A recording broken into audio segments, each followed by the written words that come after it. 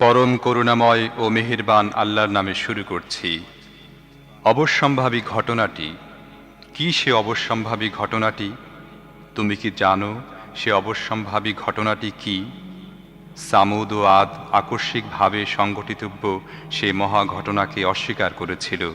তাই সামুদকে একটি কঠিন মহা বিপদ দিয়ে ধ্বংস করা হয়েছে, আর আদকে কঠিন ঝঞ্ঝা বাত্তা দিয়ে ধ্বংস করা হয়েছে, যা তিনি 7 রাত ও 8 দিন ধরে বিরামহীনভাবে তাদের উপর চাপিয়ে রেখেছিলেন। তুমি সেখানে থাকলে দেখতে পেতে তারা ভুলণ্ঠিত হয়ে পড়ে আছে, যেন খেজুরের পুরনো কাণ্ড।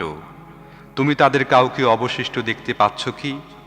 ফেরাউন, তার পূর্ববর্তী লোকেরা এবং উলটপালট হয়ে যাওয়া জনপদসমূহ একই মহা অপরাধে অপরাধী হয়েছিল।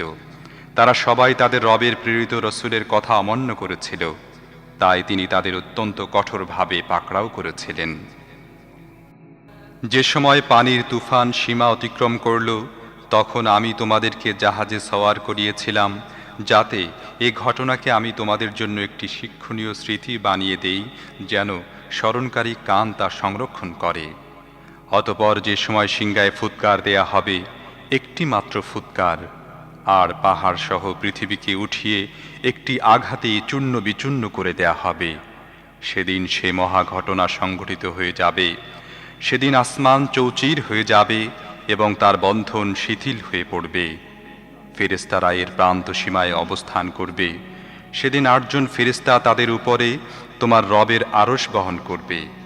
সেদিনটিতে তোমাদেরকে পেশ করা হবে। তোমাদের কোনো গোপনীয় বিষয় আর সেদিন গোপন থাকবে না। সে সময় যাকে তার আমলনামা ডান হাতে দেয়া হবে, সে বলবে, নাও আমার আমলনামা পড়ে দেখো।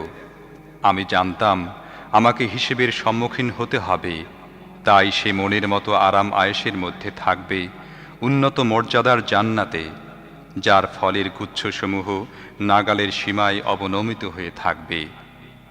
এসব লোকদেরকে বলা হবে, অতীত দিনগুলোতে তোমরা যা করে এসেছ, তার বিনিময়ে তোমরা তৃপ্তির সাথে খাও এবং পান করো।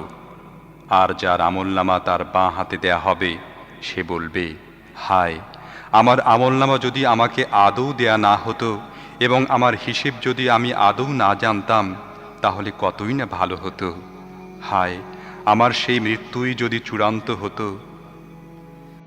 আজ আমার অর্থ সম্পদ কোনো কাজে আসলো না। আমার সব ক্ষমতা ও প্রতিপত্তি বিনাশপ্রাপ্ত হয়েছে। আদেশ দেয়া হবে, পাকড়াও করো ওকে, আর ওর গলায় বেড়ি পরিয়ে দাও। তারপর জাহান্নামে নিক্ষেপ করো এবং 70 হাত লম্বা শিকল দিয়ে বেঁধে ফেলো। সে মহান আল্লাহর প্রতি ঈমান পোষণ করত না এবং দুস্থ মানুষকে খাদ্য দিতে উৎসাহিত করত না।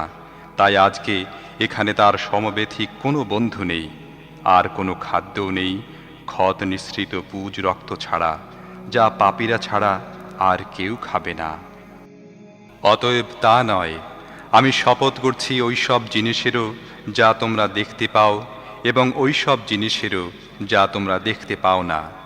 এটা একজন সম্মানিত রসুলের বাণী, কোনো কবির কাব্য নয়। তোমরা খুব কমই ঈমান পোষণ করে থাকো, আর এটা কোনো গণকের গণনাও নয়। তোমরা খুব কমই চিন্তা ভাবনা করে থাকো। এ বাণী বিশ্বজাহানের রবের পক্ষ থেকে নাজিলকৃত। যদি এ নবী নিজে কোনো কথা বানিয়ে আমার কথা বলে চালিয়ে দিত, তাহলে আমি তার ডান হাত ধরে ফেলতাম এবং ঘাড়ের রগ কেটে দিতাম। তোমাদের কেউই আমাকে এ কাজ থেকে বিরত রাখতে পারত না। আসলে এটি আল্লাহভীরু লোকদের জন্য একটি নসিহত। আমি জানি তোমাদের মধ্য থেকে কিছু সংখ্যক লোক মিথ্যা প্রতিপন্ন করতে থাকবে। নিশ্চিতভাবে তা এসব কাফেরদের জন্য অনুতাপ ও আফসোসের কারণ হবে। এটি অবশ্যই এক নিশ্চিত সত্য। অতএব হে নবী, তুমি তোমার মহান রবের পবিত্রতা ঘোষণা করো।